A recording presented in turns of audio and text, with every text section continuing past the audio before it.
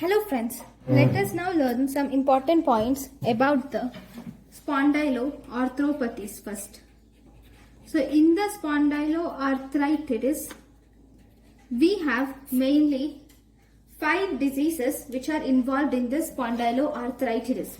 That is ankylosing spondylitis, reactive arthritis, psoriatic arthritis, spondylitis and enteropathic arthritis. So now, in this lecture, we are going to learn about ankylosing spondylitis. So, in this ankylosing spondylitis, first, this is an inflammatory disorder or an autoimmune disorder which is primarily affecting the axial skeleton of the body. Mainly, it affects the axial skeleton of the body. Then, if you see the epidemiology, this ankylosing spondylitis has its correlation with HLA-B27. It is HLA-B27 positive. Around 90% of patients are HLA-B27 positive. It has normally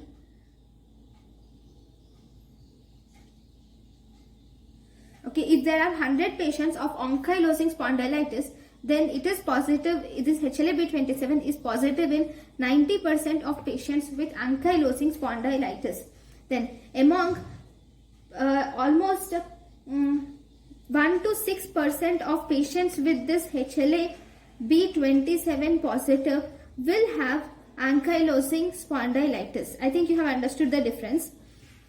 See, among all the patients of ankylosing spondylitis, 90 patients will have HLA-B27 positive.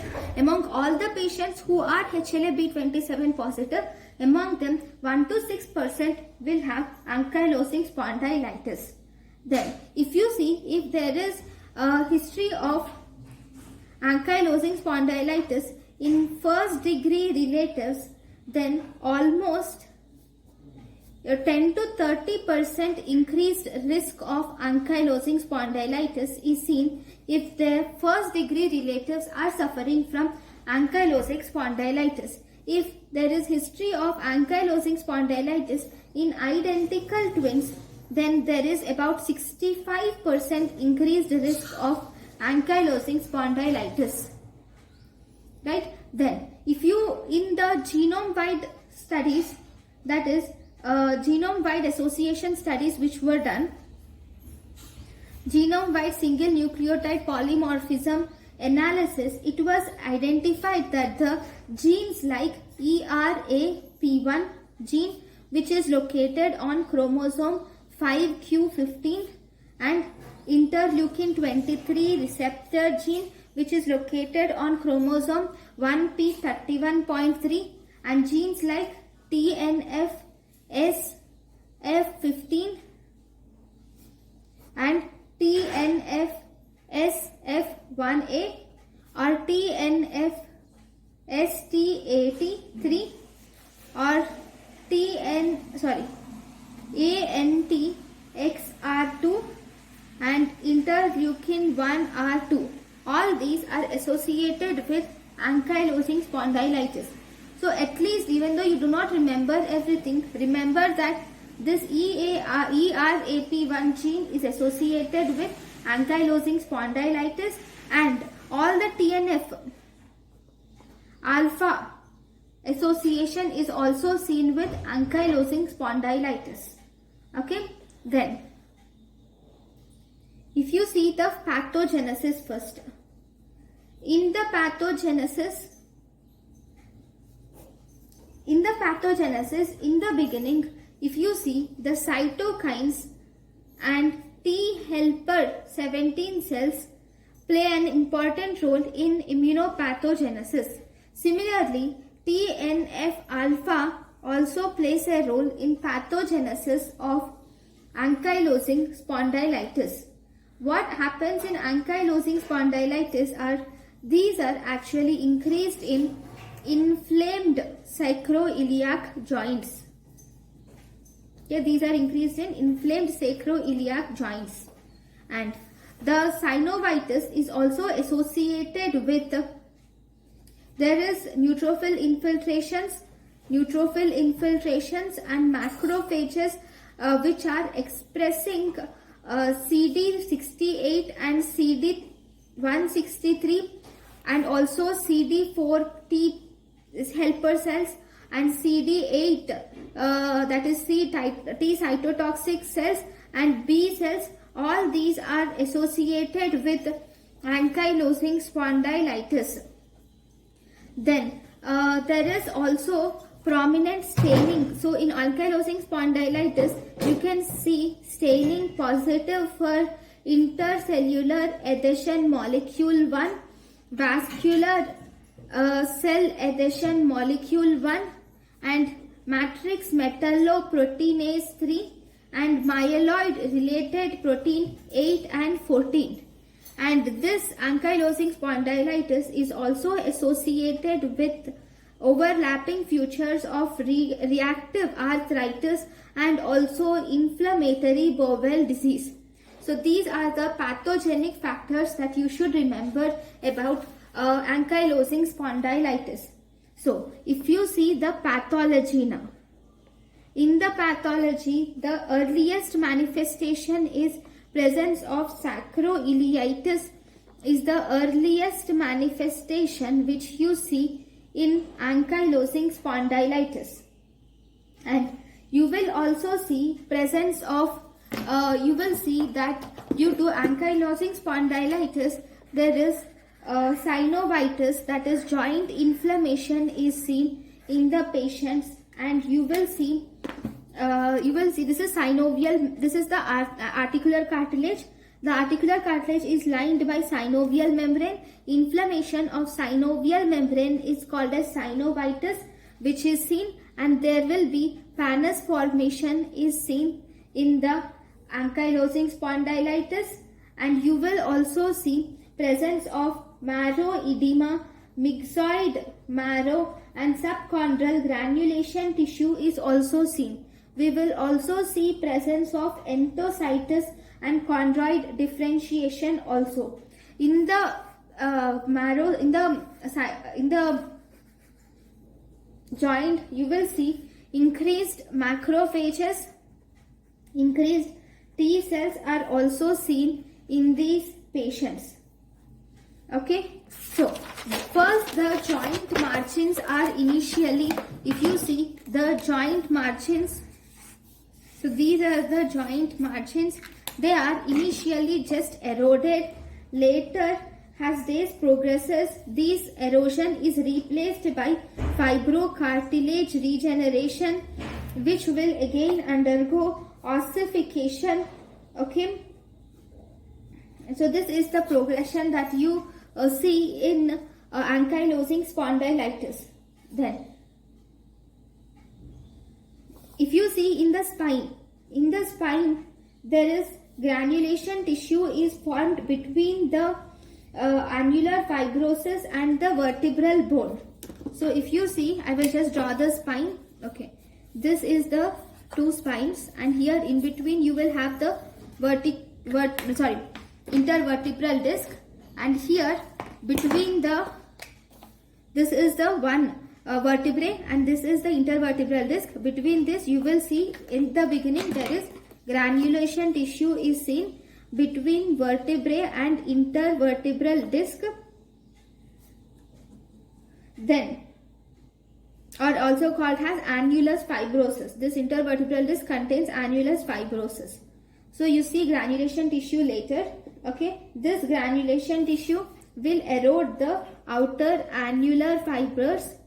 Outer annular fibers are eroded, and eventually these outer annular fibers which are eroded are replaced by bone, and this forms syndesmophyte.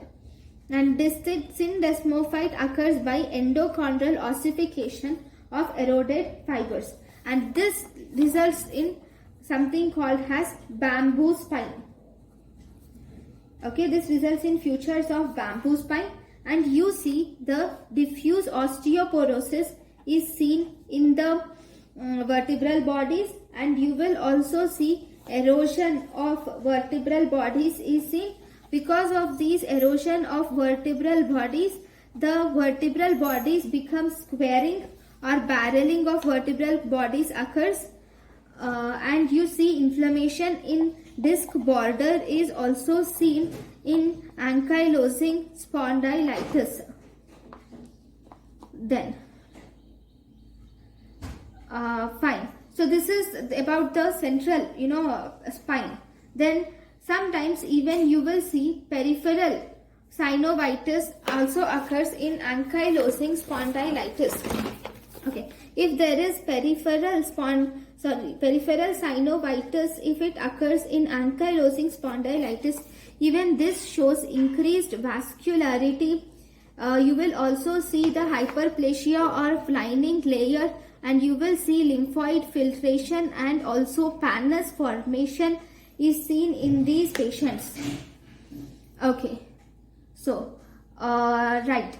So once we have learned about these, we will see the clinical features. So now in the clinical features, if you see, the symptoms are most commonly seen in the late adolescence or early adulthood. Late adolescence, and this is most commonly begins, the symptoms most commonly begins in 23%, that is 23 years of age. Okay, that is the median age is 23, but even if they after 40 years of age, the disease is so rare that it is seen only in 5% of patients above 40 years of age. Here in this, the patient develops, what does the patient develops? The patient develops dull pain which is insidious in onset. Okay, the patient develops dull pain which is insidious in onset, which is felt in lower lumbar and gluteal region. Here you will see dull pain, and this is low back pain is seen, and also low back morning stiffness is associated with this ankylosing spondylitis. And we will also see bony tenderness. This bony tenderness is also seen in this ankylosing spondylitis in costosternal junctions, spinous processes, iliac costosternal junctions, spinous processes, iliac crest, greater trochanter, ischial tuberosity, tibial tubercles and heels. In all these areas, you will see bony tenderness in ankylosing spondylitis. Sometimes we will see arthritis in hips and shoulders. It is seen in almost 25 to 30% of patients. Then there can be not only arthritis of hips and joints, there can be arthritis of peripheral joints are also associated in ankylosing spondylitis, but this arthritis is asymmetrical, and this occurs in almost 30% of patients. And you will also see involvement of cervical spine is seen, which results in neck pain and stiffness. But this does not occur early. Actually, they are late symptoms due to ankylosing spondylitis. Now, if you were asked what is the most specific finding, has one liner, the most specific finding which you see in ankylosing spondylitis is loss of spine mobility with limitation of anterior movement. Anterior flexion is limited, lateral flexion is limited, and extension is also limited. So there is loss of spinal mobility. Mobility is the first most specific symptom in ankylosing spondylitis. So for diagnosing this ankylosing spondylitis, we have a test called as modified Skauber test. So what do you see in this modified Skauber test? In this, the patient stands erect. So if you see, this is the patient who stands erect with his legs stood together. Okay, the legs, I'm sorry, the picture is not good, but fine. The legs, with legs together, the patient stands. Okay, when the patient stands at the lumbosacral junction, you will identify a mark and place a mark at the lumbosacral junction. This lumbosacral junction is identified by seeing the posterior superior iliac spine. So we will mark the posterior superior iliac spine on both the sides and we will draw a line, and this line marks the lumbosacral junction. Then just 10 centimeters above this line you will mark a point. Okay, now you will ask the person to bend forward. Okay, when he bends forward like this, okay, again you will see the difference between these two marks. So if this is the first mark and this is after 10 centimeters. Okay, now if the difference, okay, you will see the distance between the two marks. Okay, this mark which is put first, and this is the first mark, and now there will be increased distance between the lines joining the posterior superior iliac spine, that is lumbosacral junction, and the and the mark which is taken at 10 centimeters. So this is the actual mark. See, this is this one. This is the actual mark which is taken at 10 centimeters. Because of this forward flexion, here the patient is doing forward bending. Okay, because of this forward bending, this space is increased, and as a result, if you see this extra space or the extra distance which is increases, if this increased distance is more than or equal to 5 centimeters, then it is normal. If this increased distance is less than 4 centimeters, then it shows that there is decreased mobility, and obviously it will tell us that this can be diagnosed as ankylosing spondylitis. Right? Next we will see the second test we have, that is chest expansion test. Okay, in the chest expansion test, okay, you will measure the difference between the maximum inspiration, the difference between the maximum inspiration and maximum forced expiration. Okay, first I will draw the person. Okay,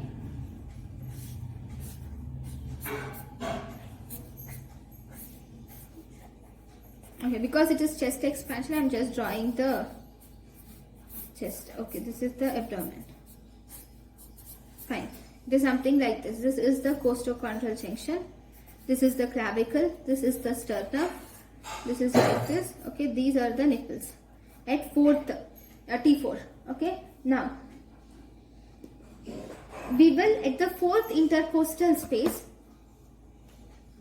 At the fourth intercostal space in the males, or just below the nipples, below the breast in the females, at this area, first we will measure the chest circumference.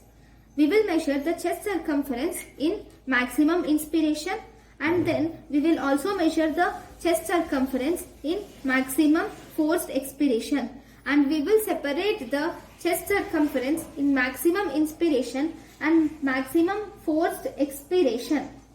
And this chest circumference, if it is more than or equal to 5 centimeters, then obviously this is normal. Right? Next. Fine. Where are you measuring it? It is measured mostly in the fourth intercostal space. Or if it in males, if it is in females, we will measure it below the breasts in females. Okay, and what is the position of the hands while measuring it? While measuring it, you should make sure, I didn't draw in this picture, but here. Okay, you should make sure that he holds his hand behind the head like this. You should ask the person to hold his hand behind the head, and then you are going to measure the circumference at the fourth intercostal space. Okay, so this is chest circumference test which we do for ankylosing spondylitis. Next.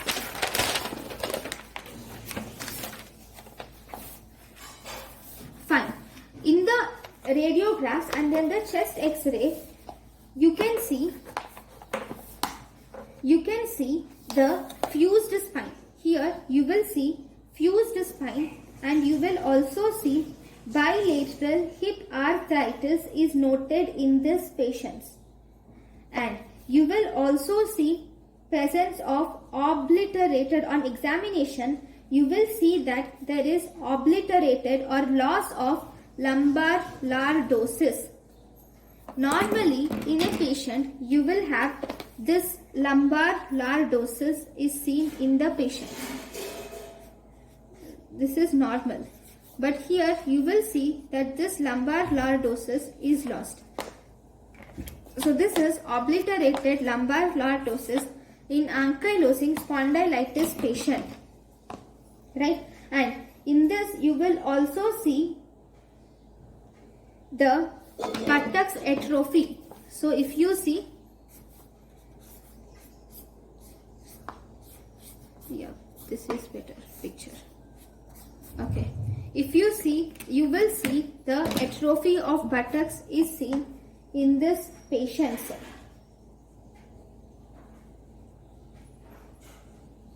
And you will see accentuated thoracic kyphosis.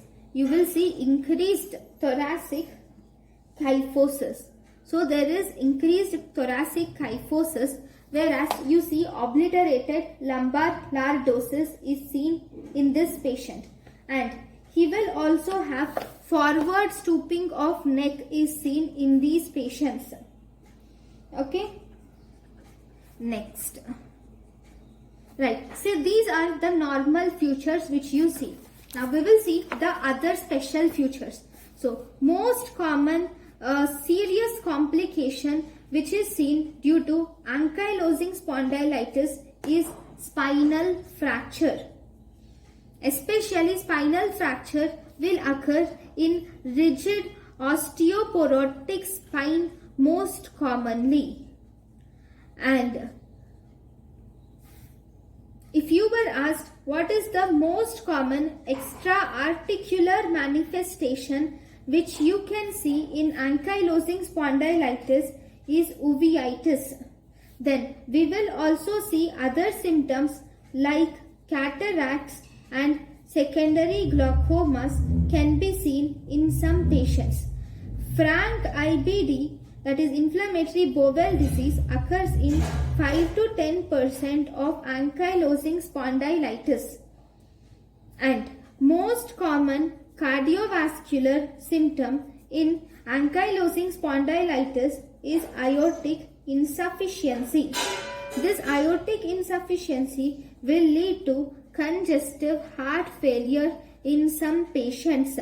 Sometimes you will also see that the ankylosing spondylitis is associated with third degree heart block, is also seen in a patient with ankylosing spondylitis.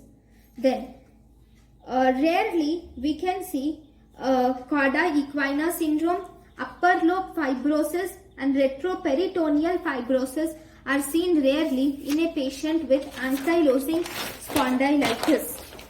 Then we have two scoring systems which are called as Bath ankylosing spondylitis disease activity index and Bath ankylosing spondylitis functional index is seen in ankylosing spondylitis.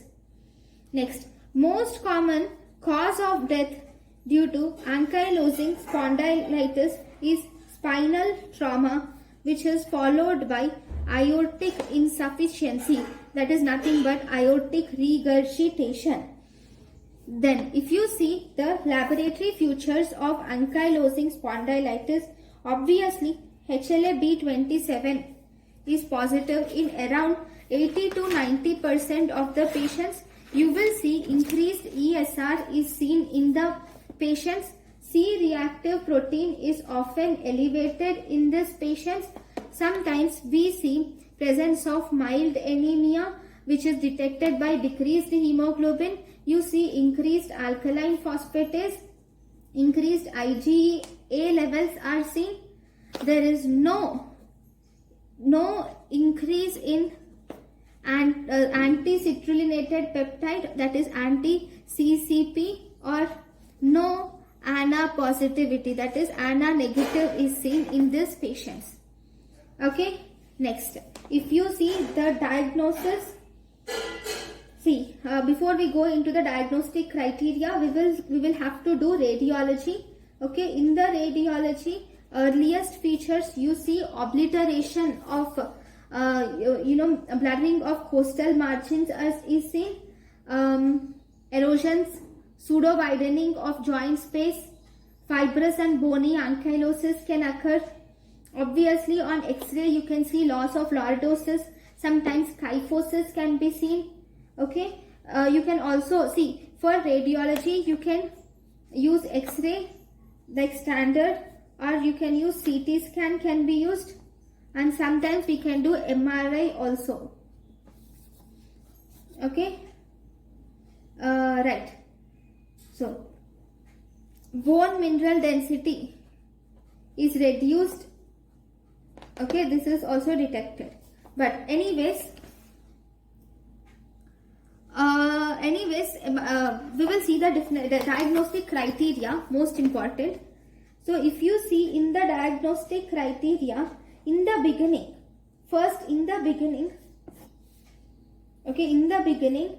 we have modified New York criteria has been used first, but this modified New York criteria is based on a radioactive sacroiliitis, and it is insensitive in mild cases. So as a result, we are not using this modified New York criteria, and now we have used this criteria called as ASAS criteria, that is axial spondyloarthropathy assessment of Spondyloarthritis International Society.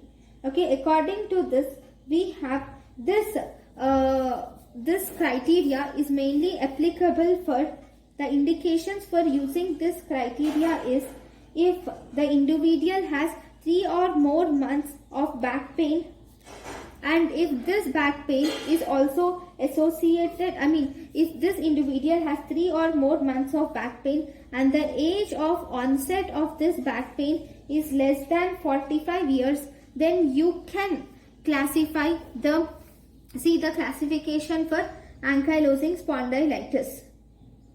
Okay, this is ASAS criteria.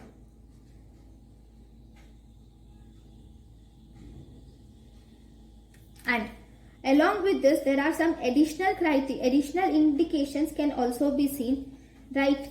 Like insidious, if the pain is insidious in onset, and if it improves on exercise, and there is no improvement on rest, and if you see the pain is at night with improvement on getting up, okay, all these are the additional features for which you can use this criteria. Fine, what is the criteria? See, here you will have to see the sacroiliitis on imaging. Okay, on imaging you should be able to see sacroiliitis. That too on MRI you should see the sacrospondyloarthropathy arthritis associated sacroiliitis should be seen on imaging. That is number 1. Number 2, HLA-B27. If this is present, then obviously it is ankylosing spondylitis. Or you should have HLA-B27 positive with more than or equal to 2 of the following features. So if you see, these following features include, we might have inflammatory back pain, then there can be arthritis, enthesitis or anterior uveitis, and dactylitis, psoriasis, Crohn's disease or ulcerative colitis, good response to NSAIDs. Then family history of spondyloarthropathy, HLA-B27 is already there, elevated CRP, right? Among all these, if there are any two futures positive along with HLA-B27, then that we can diagnose it as ankylosing spondylitis. Now, so once we have diagnosed the ankylosing spondylitis, now the treatment, if you see, the first line treatment for ankylosing spondylitis is using non-steroidal anti-inflammatory drugs. These will decrease the pain and tenderness in these patients. Then this should be also, if on using TNS alpha inhibitors, there is better outcome. So TNS alpha inhibitors like infliximab can be used. This infliximab is a chimeric TNF alpha monoclonal antibody, anti-TNF alpha monoclonal antibody, and this can be used intravenously in the dose of 3 to 5 milligrams per kg body weight, and then repeated 2 weeks later, and again repeated 6 weeks later, and again repeated 9 weeks later. Okay, we will repeat it. Okay, that is first drug, infliximab. Then we have etanercept. Okay, this etanercept is actually a soluble P75 TNF alpha receptor IGF fusion protein.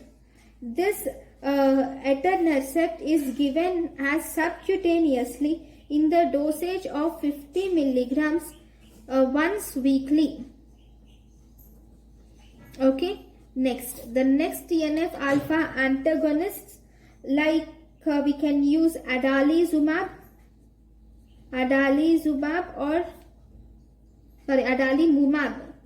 and golimumab. This adalimumab or golimumab are human anti-TNF alpha monoclonal antibodies. Okay, so in this adalimumab is given in the subcutaneous injection 40 milligrams twice per week, or you can give bi-weekly. And golimumab, this is given subcutaneously 50 or 100 milligrams every weekly. Okay, now on giving this TNF alpha inhibitors, how does this TNF alpha inhibitors act? See, normally if you see, TNF alpha will inhibit, actually it will upregulate or increase DKK1. Okay, this DKK1 is a negative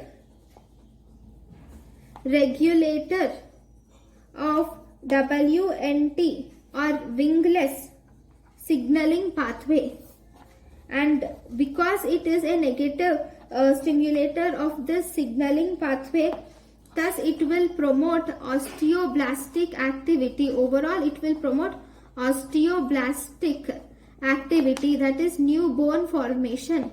Now this TNF alpha inhibitors obviously block TNF alpha, and thus they will inhibit the osteoblastic activity, which is normally increased by tumor necrosis factor alpha. Right? Then on using the therapy, you will see increased bone mineral density within 24 weeks after therapy. You can see increased bone mineral density. Right? There are 7 the side effects which you can see due to this TNF alpha inhibitors are, because it inhibits the immune mediated, so it will result in CNS infection, serious infections. Especially it can cause disseminated tuberculosis.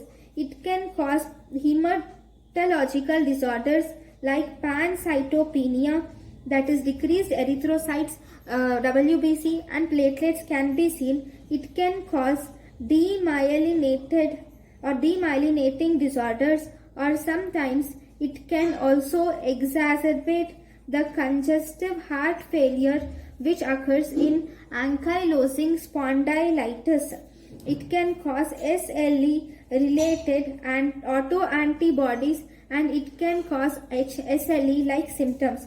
It can result in hypersensitivity reactions, and also injection site reactions can occur due to this. It can cause severe liver disease. So these are the different side effects which you can see due to this using TNF alpha side effect. Due to this side effects, we use these TNF alpha antagonists or blockers only if active disease, only if there is active disease, and only after definitely diagnosing that this is ankylosing spondylitis. Okay, that means it is only given if the BASDAI score which you are saying, which is important for this ankylosing spondylitis, is more than 4 out of 10, and even there is no response after using at least 2 NSAIDs. You have used 2 different types of NSAIDs, but still there is no response. And if the BASDAI score is more than 4 out of 10, only then you will use this TNF alpha blockers, because they can cause these important side effects. Right? Then, before starting or initiation of this TNF alpha blockers, you should always before starting the treatment with TNF alpha blockers, you should always test for tuberculin reactivity. And if this tuberculin reactivity is more than 5 millimeters, that means if they are reactors, then you should first treat it with anti-TB agents. Okay. Now what about the contraindications of this TNF alpha therapy? The TNF alpha therapy is contraindicated in active infection, or if there is high risk infection, it is contraindicated. It is contraindicated in malignancy and also pre-malignant conditions. This TNF alpha blockers are contraindicated. Now, it is also contraindicated if there is history of systemic lupus erythematosus and multiple sclerosis or any other illness. Even then it is contraindicated. Okay. Then we have some relative contraindications also. The relative contraindications of this TNF alpha therapy is pregnancy and breastfeeding are relative contraindications. Okay, then fine, you have started the therapy today, and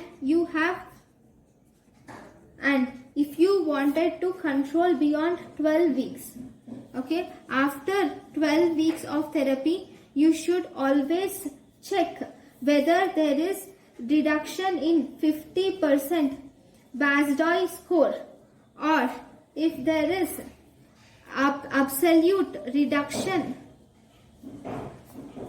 of more than or equal to 2 out of 10.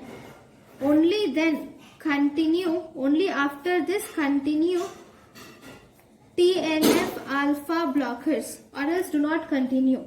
Okay, the other drugs which have shown to have effect for this ankylosing spondylitis are sulfasalazine is mainly tried in the doses of 2 to 3 grams per deciliter, primarily for peripheral arthritis.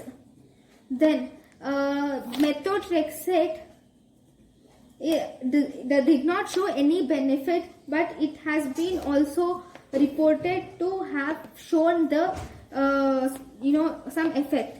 Next we have surgery, right? Then the indication of this surgery, most common indication of this surgery, if there is severe hip joint arthritis, is the most severe most common contraindication of surgery. Rarely we can also do surgical correction for extreme. You can do correction for extreme fixation of extreme flexion of deformities of spine. For extreme flexion deformities of spine also you can try surgery, but it is rarely done. Sometimes surgery is also done for atlantoaxial subluxation. These two indications depend upon the patient's will and doctor's opinions, experts' opinions. Now, if there is uveitis if you see extra-articular manifestations, if there is uveitis, this is treated with local glucocorticoid administration along with mydriasis. Sometimes we might add mydriasis, sometimes we might add TNF alpha inhibitors, reduces the attacks of uveitis also. Then we said there is a cardiac disease, that is third degree heart block is associated with this ankylosing spondylitis. So for treating this third degree heart block, we can put pacemaker implantation. And if there is aortic regurgitation is also associated with ankylosing spondylitis, then we should do aortic valve replacement. So this is about the ankylosing spondylitis. Thank you guys for watching my lecture. Thank you.